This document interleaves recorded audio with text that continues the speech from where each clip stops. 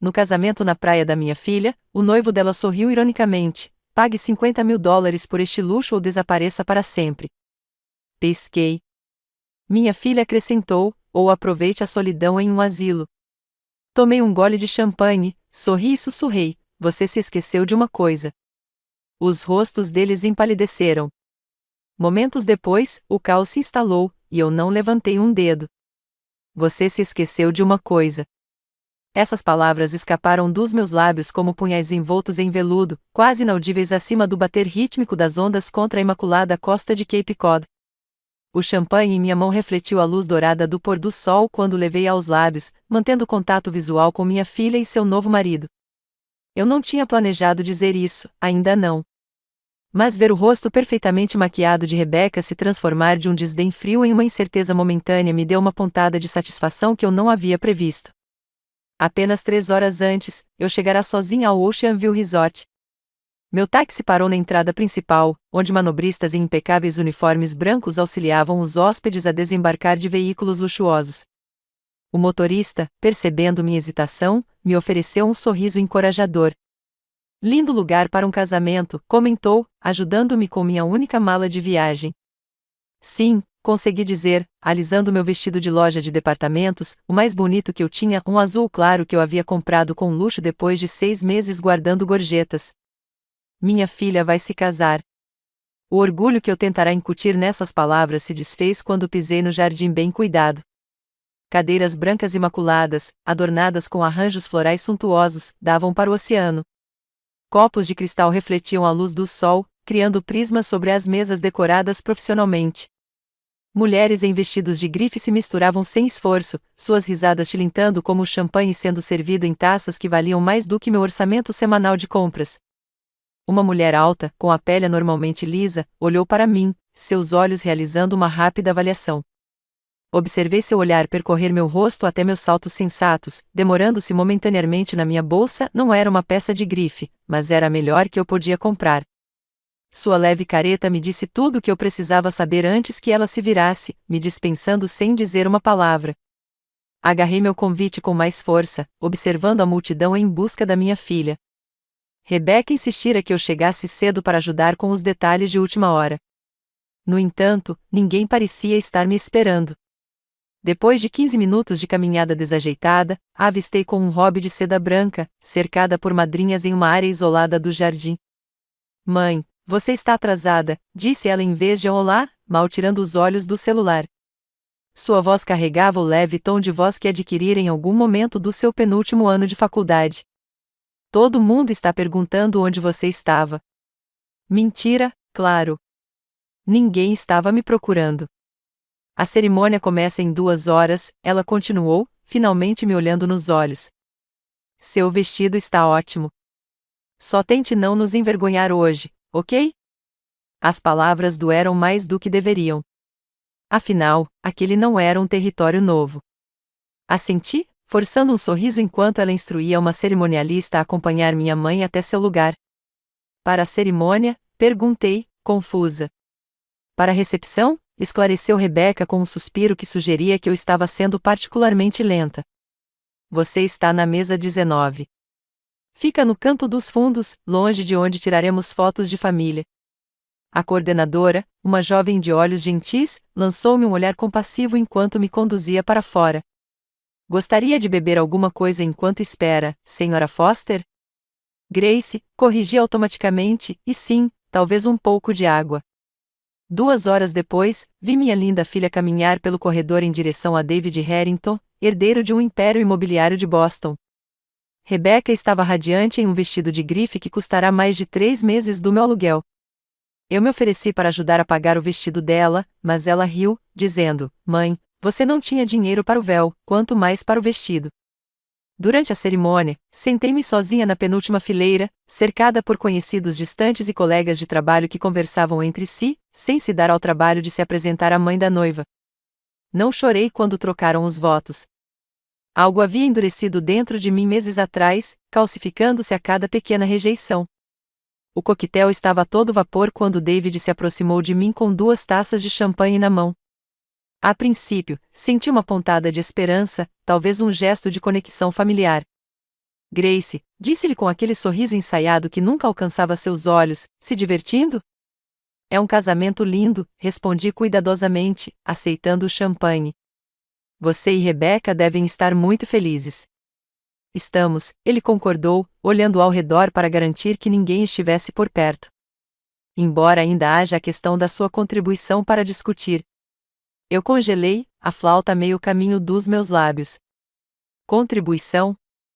Sim, continuou David suavemente, mantendo a cadência encantadora que usava com todos.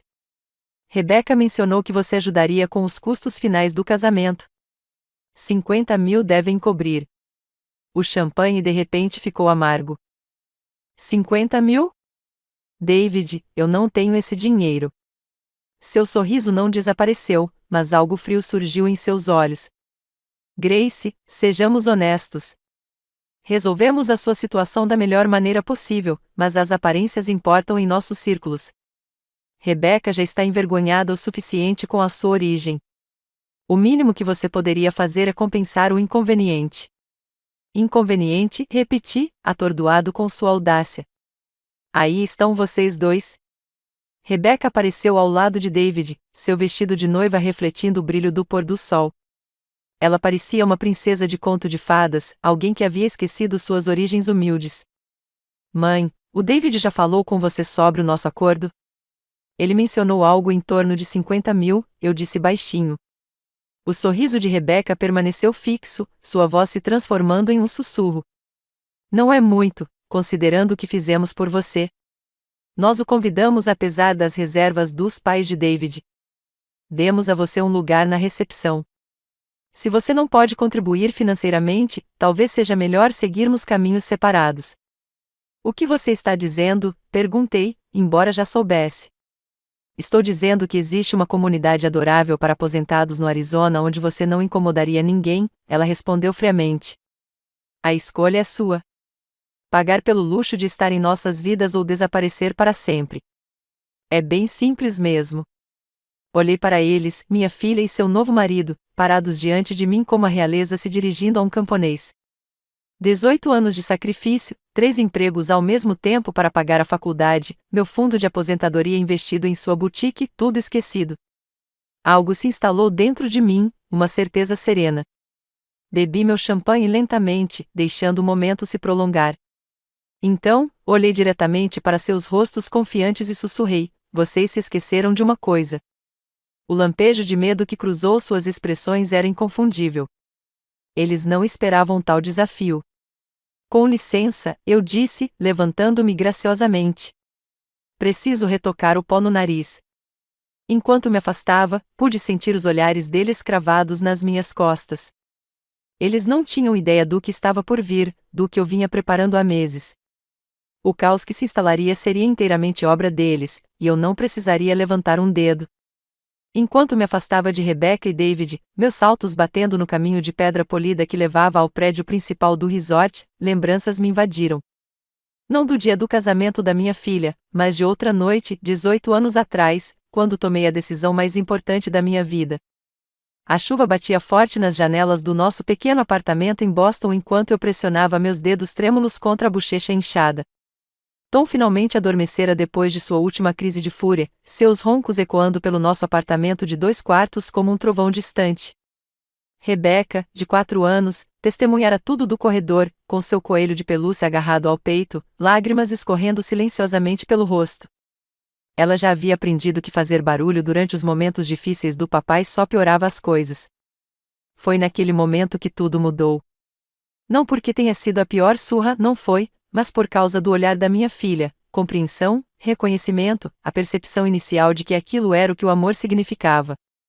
Naquela noite, movi-me com uma precisão aterrorizante, colocando apenas o essencial numa única mochila, as roupas favoritas de Rebecca, o coelho dela, os nossos passaportes e o dinheiro de emergência que eu estava escondendo dentro de uma cópia oca de orgulho e preconceito por meses, $237, tudo que consegui juntar do dinheiro do supermercado e da escassa mesada que Tom me permitia. Quando levantei Rebecca, que ainda dormia, da cama, seus bracinhos instintivamente me envolveram no pescoço. Vamos embarcar em uma aventura, mamãe? Ela sussurrou. Sim, querida, respondi, com a voz firme apesar do medo que me percorria. A maior aventura. Desaparecemos na noite chuvosa, embarcando no último ônibus para Dorchester, onde minha antiga amiga do colégio, Meg, havia prometido que poderíamos ficar até eu descobrir alguma coisa. 2 semanas depois, encontrei o apartamento, se é que se pode chamar assim, um quarto individual com cozinha compacta e um banheiro tão pequeno que dava para escovar os dentes sentado no vaso sanitário. O prédio cheirava perpetuamente a repolho e fumaça de cigarro. Mas o proprietário não fez perguntas quando paguei 3 meses de aluguel adiantado com meus primeiros contra-cheques. O sofá-cama na sala de estar se tornou minha cama pelos 7 anos seguintes. Todas as noites, eu o desdobrava depois de colocar Rebecca no quarto, com as costas reclamando após turnos de 10 horas no Sunnis Diner, onde eu servia café da manhã e almoço. Depois de um banho rápido e uma refeição, eu trocava de roupa e vestia minhas roupas profissionais, uma saia azul marinho e uma blusa branca que encontrei na Goldville, e ia para o consultório odontológico do Dr. Miller, onde atendia telefones até às 9. Mas entre essas horas exaustivas, havia momentos dourados que faziam cada sacrifício valer a pena. Ainda me lembro da cara da Rebecca na primeira vez que ela leu uma frase completa dos livros usados que eu levava para casa. O gato sentou no tapete. Eu consegui, mamãe. Li tudo sozinha, exclamou ela, com os olhos arregalados de orgulho e admiração. Você é a garota mais inteligente do mundo, eu disse a ela, falando sério. Comemoramos as pequenas vitórias da vida com cupcakes de supermercado, $12,99 por um pacote com 6, que dividíamos cuidadosamente ao longo de vários dias. Quando Rebecca perdeu o primeiro dente, quando tirou nota máxima no boletim, quando foi escolhida para o concurso de soletração da escola primária, cada marco era marcado pelo ritual de escolher a cor da cobertura que queríamos naquela semana. Um dia, prometi a ela enquanto nos sentávamos à mesa instável da cozinha, você terá todas as oportunidades que eu nunca tive. Você irá para a faculdade. Usará roupas bonitas. Nunca se preocupará em ter o suficiente.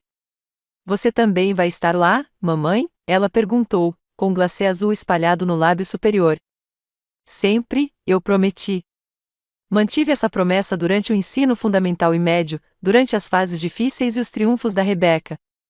Comecei a juntar dinheiro para a faculdade quando ela tinha 10 anos, abrindo uma conta poupança específica onde depositava tudo que podia, às vezes apenas $5 por semana, às vezes mais quando fazia turnos extras durante as férias. No dia em que a carta de aceitação da Universidade de Boston chegou, Rebecca dançou pelo nosso pequeno apartamento, segurando o prestigiado papel timbrado.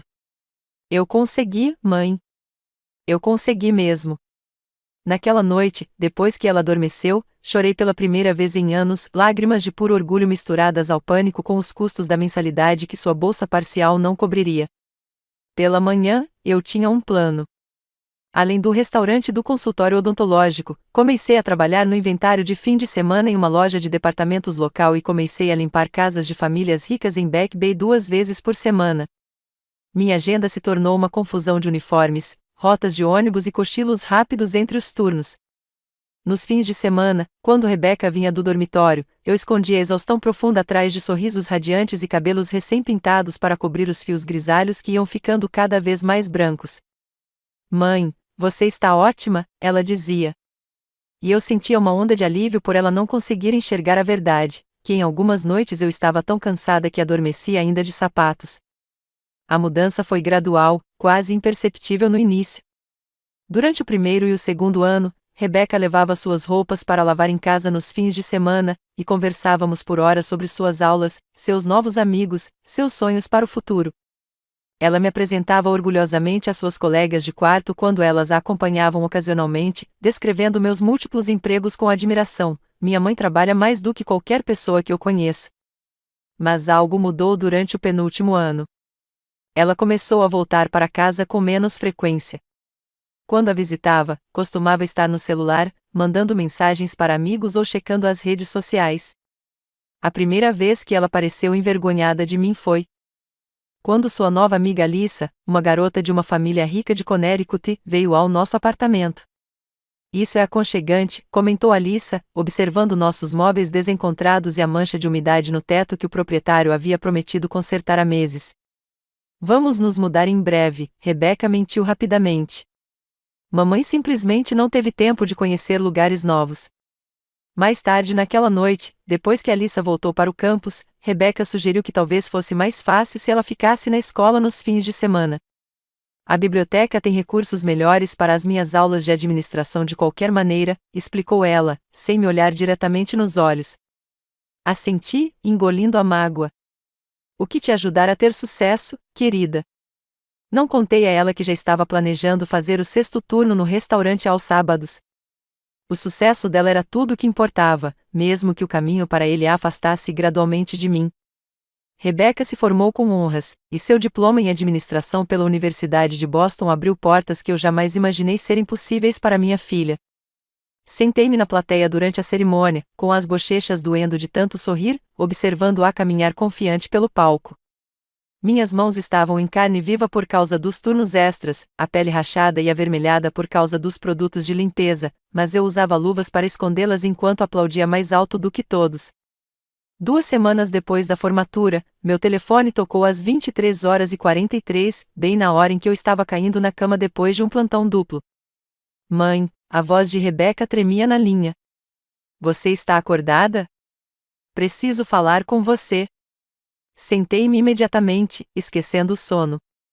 O que houve, querida? Você está bem? Encontrei, mãe, disse ela, as palavras saindo entre fungadas. Meu sonho, meu propósito. Ela explicou como havia tropeçado em uma loja vazia em um canto promissor de Beacon Hill. O espaço era pequeno, mas tinha personalidade, paredes de tijolos aparentes, pisos de madeira originais e janelas grandes perfeitas para vitrines. O proprietário a levou para um passeio e mencionou como a área estava atraindo jovens profissionais e moradores antenados na moda. Eu poderia abrir minha própria boutique, sussurrou ela, com a voz carregada de uma mistura de terror e euforia. Peças selecionadas para mulheres profissionais, itens únicos que você não encontra em lojas de departamento. Parece maravilhoso, eu disse, genuinamente animada com a visão dela. Então veio o verdadeiro motivo da ligação. Mas preciso de capital inicial. O proprietário quer o primeiro e o último mês de aluguel, mais o depósito de segurança, até a semana que vem para manter o espaço. E depois tem a reforma, o estoque, o marketing. Sua voz falhou. Eu não tenho esse dinheiro, mãe. Nenhum banco empresta dinheiro para alguém recém-saído da faculdade sem histórico empresarial. Fechei os olhos, sabendo instantaneamente o que faria. De quanto você precisa? Mãe, eu não espero que você. Quanto, Rebecca? Houve uma pausa antes que ela respondesse. $97.000. O valor poderia muito bem ser 1 milhão. Era muito mais do que eu tinha na minha poupança. Mas lá estava meu fundo de aposentadoria, modesto para a maioria dos padrões, mas para o qual contribuí religiosamente por 18 anos. Era tudo que eu havia conseguido reservar para o meu futuro. Tenho para você até segunda-feira, prometi. Seu suspiro foi audível. Mãe, isso é tudo que você tem. Nem tudo, eu disse suavemente. Eu tenho você. 3 dias depois, eu estava no escritório de Sarah Miller, minha amiga do ensino médio que havia se tornado assistente jurídica em um respeitado escritório de advocacia de Boston. Eu a ajudei a superar um divórcio difícil anos atrás, deixando-a dormir no meu sofá-cama por 3 meses, quando ela não tinha mais para onde ir. Você tem certeza absoluta disso, Grace? Perguntou Sarah, ajeitando os óculos no nariz enquanto revisava a papelada para a liquidação da minha conta de aposentadoria. Isso é cada centavo que você economizou. Tenho certeza, respondi. Os lábios de Sarah se apertaram numa linha fina. Então faremos do meu jeito. Ela pegou documentos adicionais. Estou elaborando os documentos da sociedade. Você manterá 51% da participação oculta. Rebecca será a cara do negócio, mas você terá proteção legal. Comecei a protestar, mas Sarah levantou a mão. Não se trata apenas de proteger você, Grace. Trata-se de proteger Rebecca também. E se o negócio falir? E se houver questões de responsabilidade? Isso cria uma estrutura legal que protege vocês duas. Relutantemente, concordei, embora nunca tivesse pretendido exercer qualquer controle sobre o sonho de Rebecca. Quando lhe apresentamos a papelada, ela assinou sem ler completamente, animada demais para garantir a fachada da loja para prestar muita atenção aos detalhes legais. O closet da Rebeca foi inaugurado 3 meses depois. A inauguração foi modesta, uma pequena tábua de queijos, champanhe barato e convites escritos à mão para todos da rede de amigos da Rebeca. Fiquei ao fundo, observando minha filha cumprimentar potenciais clientes com um charme natural, exibindo o estoque cuidadosamente selecionado com genuína paixão. A boutique enfrentou dificuldades nos primeiros meses. Eu contribuía discretamente com mais das minhas economias quando o aluguel vencesse, sem nunca mencionar o apoio adicional. Rebeca trabalhava 14 horas por dia, projetando vitrines até tarde da noite, negociando com fornecedores e construindo relacionamentos com os clientes, uma venda de cada vez. Então aconteceu o milagre. Alissa, a amiga de faculdade de Rebeca, aquela que achava nosso apartamento aconchegante, havia se tornado uma espécie de influenciadora de estilo de vida nas redes sociais. Ela visitou a loja certa tarde, experimentou um vestido azul chamativo que Rebeca havia comprado de um estilista desconhecido do Brooklyn e postou uma foto em sua conta do Instagram. Pela manhã, a publicação viralizou nas redes sociais de Boston. À tarde, havia uma fila do lado de fora da loja. No final da semana, Rebeca já havia vendido quase todo o seu estoque e ligava freneticamente para os fornecedores para fazer pedidos urgentes. O armário de Rebeca se tornou o destino de moda para os jovens profissionais de Boston. Revistas locais o destacavam em suas seções de joias escondidas. Mais influenciadores das redes sociais apareceram, postaram e espalharam a novidade. Em 6 meses, Rebeca estava procurando expandir seu espaço para o espaço vago ao lado. Eu assisti a tudo se desenrolar com um orgulho imenso. Minha filha brilhante e trabalhadora, estava tendo um sucesso além de tudo que eu havia imaginado quando fugi com ela no meio da noite, tantos anos atrás. Eu deliberadamente me ausentava durante o horário comercial, visitando-a apenas após o fechamento para ajudar com a reposição de estoque ou a contabilidade. Rebeca nunca me pediu para ficar longe. Foi uma escolha minha, entendendo instintivamente que sua clientela sofisticada poderia achar minha presença, com minhas roupas de brechó e mãos desgastadas pelo trabalho, inconsistente com a imagem sofisticada da boutique. Você deveria aparecer durante o dia, Rebeca dizia ocasionalmente, mas seu tom não demonstrava convicção. O mundo é seu agora, não o meu, eu respondia levianamente. Estou feliz só de ver os resultados. A primeira picada de verdade veio inesperadamente, cerca de 1 ano após a inauguração. Eu tinha passado por lá mais cedo do que o habitual certa noite, planejando surpreender Rebeca com um jantar depois de uma semana particularmente bem-sucedida. A boutique ainda estava aberta, com clientes admirando a nova coleção de outono. Entrei discretamente, parada perto de uma arara circular de suéteres de cachemir. Uma mulher bem vestida conversava com Rebeca perto do caixa, admirando a estética da loja. Você criou algo especial aqui, comentou a mulher. Como você conseguiu construir uma boutique tão perfeita logo depois de sair da faculdade? Sorri, esperando ouvir Rebeca reconhecer a parceria, o apoio, os anos de sacrifício que tornaram seu sonho possível. Em vez disso, minha filha jogou os cabelos para trás, confiante, e respondeu: construí este negócio do nada. Só trabalho duro, determinação e uma visão clara. Ninguém me deu nada. Eu fiz acontecer com pura garra. As palavras me atingiram como golpes físicos. Ninguém me deu nada. Eu construí isso do nada. Naquele momento, parada entre roupas caras compradas com meu fundo de aposentadoria, tornei-me invisível na narrativa da minha filha, completamente apagada de sua história de sucesso. A boutique que havia sido concebida como o ápice de nossa jornada juntas tornou-se só dela. Recuei silenciosamente, esquecendo os planos para o jantar, e saí de fininho antes que Rebeca pudesse me ver. Lá fora, encostada na parede de tijolos do prédio, respirei fundo o ar fresco da noite, tentando racionalizar a dor. Era isso que eu queria, não era? Que Rebeca se virasse sozinha, confiante e bem-sucedida. Mas, enquanto caminhava sozinha para casa naquela noite, algo fundamental mudou na minha compreensão do nosso relacionamento. Não era apenas o fato de ela ter reivindicado o crédito exclusivo pelo sucesso da boutique. Era o fato de ela realmente acreditar nisso.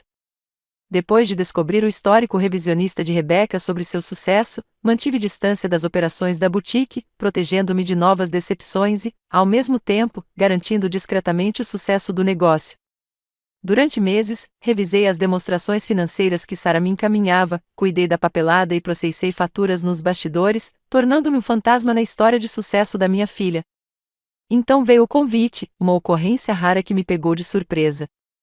Mãe, a Câmara de Comércio de Boston vai sediar seu evento anual de networking para pequenas empresas na próxima quinta-feira, anunciou Rebecca durante um de nossos jantares cada vez mais raros. Vou ser reconhecida como uma das empreendedoras com menos de 30 anos e preciso de um acompanhante. Você poderia vir comigo? Devo ter ficado surpreso porque Rebecca rapidamente acrescentou: a outra opção é a Alyssa, mas ela esteve comigo nos últimos 3 eventos, e as pessoas estão começando a achar que somos um casal. Ela riu levemente. Eu adoraria ir, respondi, tentando disfarçar minha ansiedade. Talvez essa fosse a maneira de Rebecca reconstruir nossa conexão. Na noite do baile, esbanjei em um corte de cabelo e usei minha melhor roupa, um vestido azul marinho da Nordstrom Rack que eu tinha comprado em liquidação, mas que parecia consideravelmente mais caro. Quando Rebecca foi me buscar, ela me lançou um olhar avaliador. Você está linda, mãe, disse ela com leve surpresa. Muito apropriado. No evento, realizado no elegante salão de um hotel no centro da cidade, Rebecca se transformou em alguém que eu mal reconhecia, confiante, charmosa, dominando o ambiente com naturalidade.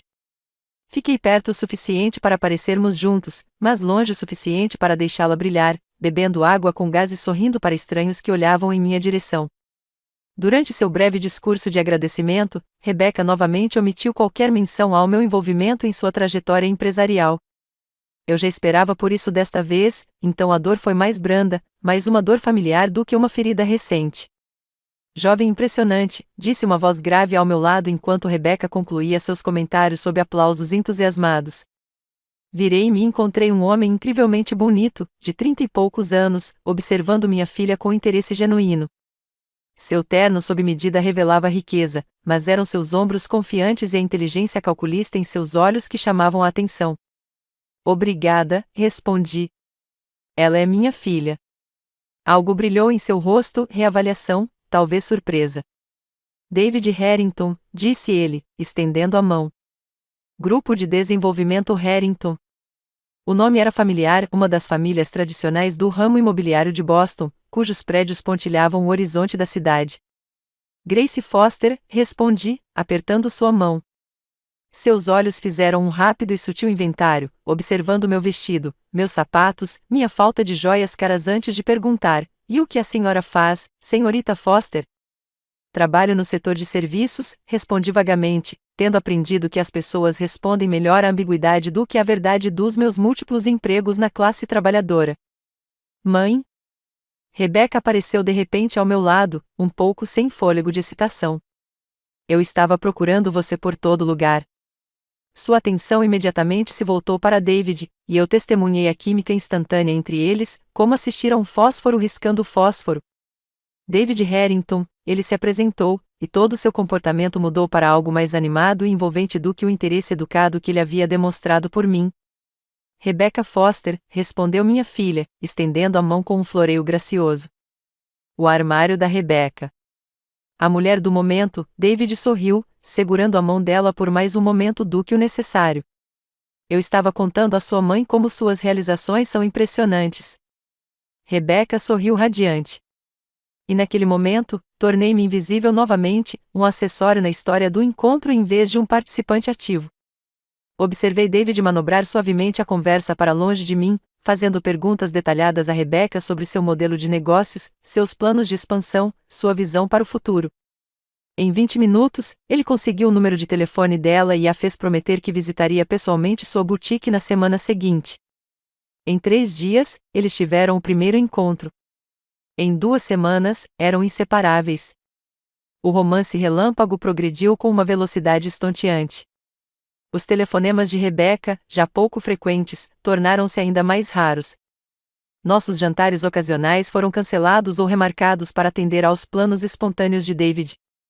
Quando nos encontrávamos, David dominava a conversa, falando longamente sobre seus projetos imobiliários, conexões familiares e ambições futuras. O interesse dele por mim se estendia apenas a perguntas superficiais que inevitavelmente voltavam a potenciais vantagens para ele. Seu amigo é paralegal, Você mencionou em qual escritório? Eles lidam com transações imobiliárias comerciais? Comecei a notar padrões preocupantes. David constantemente exibia Rebecca para seu círculo social, mas a mantinha separada da família. Ele a presenteava com presentes caros, bolsas de grife, um relógio de platina, criando dívidas de gratidão que ela jamais conseguiria pagar de verdade. Ele fazia críticas casuais disfarçadas de sugestões úteis: esse sistema de estoque que você está usando está tão ultrapassado, querida. Deixe-me mostrar como empresas de verdade funcionam. Todas as minhas tentativas de discutir essas preocupações com Rebecca foram rejeitadas. Ele só está tentando me ajudar a ter sucesso, mãe, ela dizia na defensiva. O David vem de um mundo totalmente diferente. Ele está me ensinando como as coisas funcionam nesse nível. E a família dele? Perguntei uma vez. Você já os conheceu? Um lampejo de desconforto cruzou seu rosto. Eles viajam muito. Tenho certeza de que os conhecerei quando chegar a hora. 4 meses depois do início do relacionamento, descobri o noivado deles por meio de uma atualização de status no Facebook. Sem ligação, sem aviso prévio, apenas uma foto perfeitamente encenada da mão de Rebecca ostentando um anel de diamante que devia custar mais do que minha renda anual. Com a legenda: eu disse sim para sempre com minha alma gêmea. #FuturaSenhora.Harrington. Fiquei olhando a imagem por um minuto inteiro antes de ligar para ela, com as mãos tremendo. Você ia me contar? Perguntei quando ela atendeu. Ah, mãe, sim, eu ia te ligar hoje à noite, disse Rebecca, com a voz alta de entusiasmo. O David me surpreendeu com o pedido de casamento ontem, e estamos comemorando com os amigos dele. Não é maravilhoso? É muito repentino, consegui dizer. Quando você sabe, ela respondeu, com desdém. Estamos pensando em um casamento na primavera, algo elegante, mas intimista. No dia seguinte, recebi uma mensagem que não era para mim: sua mãe não pode se sentar com a minha família no jantar. Meus pais ficariam mortificados. Vamos colocá-la na mesa dos fundos, com os vendedores. O texto era de David, claramente destinado a Rebecca. Esperei pela resposta dela, pela sua defesa. Nenhuma veio. Em vez disso, 7 minutos depois, meu telefone tocou com uma mensagem claramente destinada a me distrair: mãe, você acredita que a cerimonialista quer nos cobrar a mais por talheres de ouro rosé? Esse planejamento é tão estressante. Respondi com um apoio evasivo, com a traição como gelo no meu estômago. 2 semanas depois, após inúmeras ligações não retornadas, visitei o apartamento de Rebecca sem avisar, preocupada com seu comportamento cada vez mais distante. Ela não estava em casa, mas seu laptop estava aberto no balcão da cozinha. Eu nunca havia invadido a privacidade da minha filha antes, mas algo no instinto, talvez, ou um medo crescente, me impulsionou. A tela exibia uma planilha detalhada de planejamento de casamento com várias abas. Meu dedo hesitou sobre o trackpad antes de clicar em uma inofensivamente rotulada gestão materna. A aba se expandiu para revelar um documento estratégico detalhado para lidar comigo durante o processo de casamento.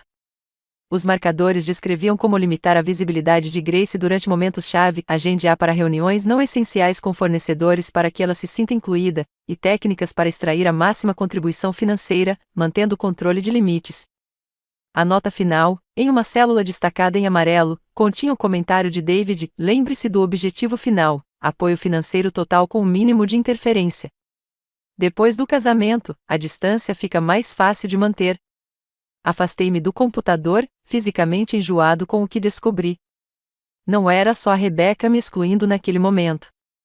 Era uma estratégia calculada e de longo prazo para extrair o máximo de valor possível de mim antes de me cortar completamente da vida deles. Naquela noite, liguei para Sarah pela primeira vez em meses. Preciso da sua ajuda, eu disse quando ela atendeu.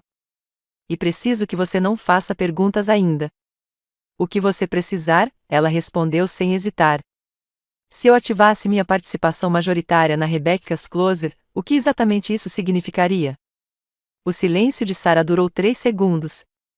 Isso significaria que você poderia iniciar uma auditoria completa, congelar ativos, revisar todos os contratos e, potencialmente, assumir o controle operacional. Grace, o que está acontecendo? Estou elaborando um plano de contingência, expliquei, com a voz mais firme do que me sentia. Um plano que espero nunca usar. Eu precisava de opções de proteção. E, pela primeira vez em 22 anos, precisava me colocar em primeiro lugar. Nas semanas que antecederam o casamento, Sarah e eu nos preparamos meticulosamente, reunindo registros financeiros, documentando reuniões não autorizadas com investidores que Rebecca havia realizado sem meu conhecimento e compilando evidências de desvios de fundos da boutique para contas pessoais. Descobrimos que David vinha aconselhando Rebecca a reestruturar o negócio de maneiras que acabariam por diluir minha participação a zero, um plano que pretendiam executar logo após o casamento. Tem certeza de que quer fazer isso? Perguntou Sarah durante nossa última reunião, 3 dias antes da cerimônia. Depois que começarmos, não há como voltar atrás. Olhei para a pilha de envelopes pardos sobre a mesa de jantar dela, cada um contendo provas irrefutáveis e notificações legais preparadas para diferentes destinatários. Ainda não estou fazendo nada, corrigi. Só estou me certificando de que tudo esteja pronto. E qual é o gatilho? Sarah insistiu. O que te faz decidir apertar o botão? Pensei nos anos de sacrifício, na erosão gradual do respeito, na estratégia calculada de a gestão materna e agora no ultimato do casamento. Saberei quando acontecer, disse eu baixinho. O confronto na praia, a exigência de $50.000 com a alternativa de serem excluídos de suas vidas para sempre, foi a confirmação final de que minha filha e o marido me viam apenas como um recurso a ser drenado e descartado. No momento em que sussurrei, você se esqueceu de uma coisa, e viu o medo estampar-se em seus rostos, eu soube exatamente o que precisava acontecer. Depois de pedir licença para retocar o pó no nariz, passei pelo luxuoso banheiro do resort e continuei pelo calçadão de madeira que saía da recepção, encontrando um nicho isolado entre 2 dunas de areia. Sentei-me em um banco desgastado pelo tempo, de frente para o mar. O pôr do sol pintava a água em tons de âmbar e dourado, enquanto ondas suaves batiam na praia. A beleza da natureza contrastava fortemente com a feiura que eu acabara de vivenciar. Minhas mãos não tremeram quando peguei meu telefone e escrevi uma mensagem simples para Sarah, hora do castelo de areia. 3 pontos apareceram imediatamente, seguidos de sua resposta: entendido. Pacotes sendo entregues agora. Equipe jurídica à disposição. Tudo bem? Eu respondi. Fiquei naquele banco por exatos 7 minutos, respirando fundo, dizendo adeus ao sonho de como poderia ter sido meu relacionamento com Rebecca. Então, guardei meu celular de volta na bolsa e voltei para a recepção, seguindo um caminho tortuoso que me permitiu observar sem ser imediatamente vista. A organizadora do casamento foi a primeira a abordar os pais de David na mesa de destaque perto da pista de dança. Isto foi entregue para vocês, senhor e senhora Harrington, disse ela, entregando-lhes um envelope lacrado com cortesia profissional. Cenas semelhantes se repetiram por todo o local, enquanto funcionários entregavam discretamente envelopes idênticos a convidados específicos, todos investidores boutique que David havia trazido secretamente sem meu conhecimento ou consentimento. Observei a confusão dar lugar à preocupação enquanto os documentos eram extraídos e examinados. O pai de David foi o primeiro a reagir, com o rosto corando de vermelho enquanto se levantava abruptamente, com o guardanapo caindo esquecido no chão. Ele examinou a sala com os olhos semicerrados antes de localizar o filho perto do bar e caminhar decididamente naquela direção. Ao mesmo tempo, uma sinfonia sincronizada de alertas eletrônicos começou a soar por todo o local. O endereço de e-mail comercial de Rebecca enviava notificações automáticas para todos os envolvidos nas operações da boutique. As mensagens, elaboradas pela equipe jurídica de Sarah, anunciavam uma auditoria imediata da empresa, congelamento de ativos e suspensão de todas as atividades comerciais enquanto se aguardava a investigação de irregularidades financeiras. Saí do meu ponto de observação isolado e caminhei silenciosamente ao longo do perímetro da recepção. David agora estava envolvido em uma discussão intensa e sussurrada com o pai, cujo dedo cutucava repetidamente os documentos em sua mão. Rebecca ficou paralisada ao lado deles, sua maquiagem perfeita incapaz de esconder o pânico crescente. Ao me ver, Rebecca se afastou e correu em minha direção com desespero nos olhos. Mãe, o que está acontecendo? Todo mundo está recebendo e-mails malucos sobre a boutique. Não é loucura, corrigi calmamente. Exatamente. Estou exercendo meus direitos como acionista majoritário. David apareceu ao lado dela, seu charme ensaiado completamente evaporado. O que você fez? Sibilou ele, mantendo a voz baixa para não chamar mais atenção. Protegi meu investimento, respondi, mantendo o mesmo tom de voz sereno. Você realmente achou que eu não descobriria seus planos de me excluir? Os investidores não autorizados, os fundos desviados? O rosto de Rebecca empalideceu sob a maquiagem. Podemos explicar tudo isso, gaguejou ela. Foi apenas temporário, para levantar capital para a expansão do projeto paralelo do David. Terminei para ela, o empreendimento South End que de alguma forma recebeu um investimento de $200 mil da Rebecca's Closet reserva-se sem o conhecimento ou aprovação do proprietário majoritário.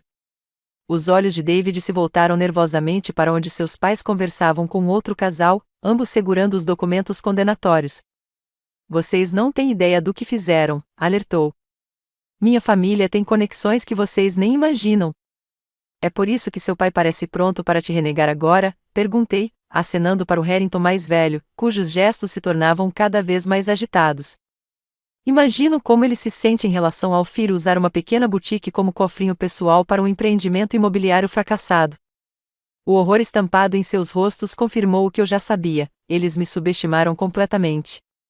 Viram apenas o que queriam ver: uma mulher envelhecida com raízes na classe trabalhadora que poderia ser manipulada, usada e descartada. Mãe, sussurrou Rebecca, com lágrimas escorrendo pelo rosto, arruinando a maquiagem cuidadosamente aplicada. Você precisa consertar isso, por favor. Tudo pelo que trabalhamos será destruído. Tudo eu trabalhei para isso, corrigi gentilmente. Tudo pelo que me sacrifiquei.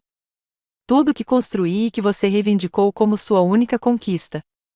Rebecca estendeu a mão para o meu braço, e seu anel de noivado de diamante refletiu a luz. Sou sua filha, sua única filha. Você não pode fazer isso comigo. Por um momento, minha determinação vacilou, o instinto maternal de proteger, de defender, de sacrificar ainda forte depois de todos esses anos. Mas então me lembrei da planilha de gestão materna, da crueldade casual dos planos delas e do ultimato entregue em taças de champanhe. Eu já fiz isso, eu disse suavemente. Vocês dois me mostraram exatamente quem são e o quanto eu valho para vocês. Eu simplesmente acreditei. O telefone de David começou a tocar, seu pai ligando do outro lado da sala. O telefone de Rebecca soou com mais alertas de e-mail enquanto o processo legal iniciado por Sarah continuava a se desenrolar. Ao nosso redor, a elegante recepção se transformava em aglomerados de convidados confusos e conversas urgentes. Podemos lhe oferecer mais de 50 mil, David negociou desesperadamente. O dobro, o triplo, o que você quiser. Balancei a cabeça. Isso nunca foi sobre dinheiro. Quando me virei para ir embora, Rebecca fez um último apelo desesperado: Mãe, por favor, me diga como consertar isso. Fiz uma pausa, olhando para minha filha em seu vestido de noiva de grife que custou mais de um ano das prestações da minha hipoteca. Você não pode, eu disse simplesmente.